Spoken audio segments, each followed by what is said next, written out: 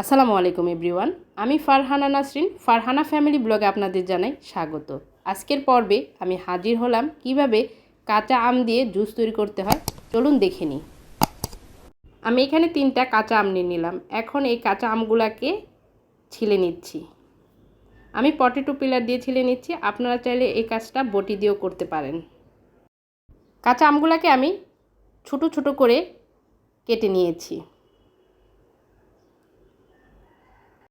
এখন এগুলাকে আমি ব্লেন্ড করে নিব।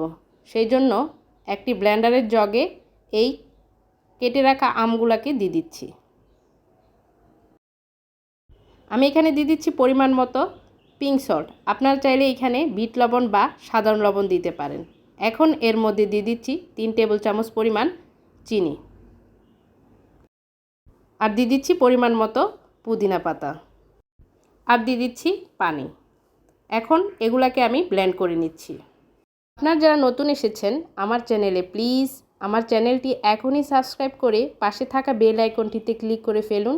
আর ভিডিওটি ভালো লাগলে অবশ্যই একটা লাইক দিয়ে দিবেন। আর যারা ফেসবুক পেজ থেকে দেখতেছেন তারা অবশ্যই পেজটিকে ফলো করে দিবেন। ব্লেন্ড করা হয়ে গেছে, আর সেই সাথে তৈরি হয়ে গেল মজাদার কাঁচা আমের জুস। এখন আমি আপনাদেরকে গ্লাসে ঢেলে দেখাচ্ছি। সবার সুস্বাস্থ্য কামনা করে বিদায় নিচ্ছি। আল্লাহ হাফেজ।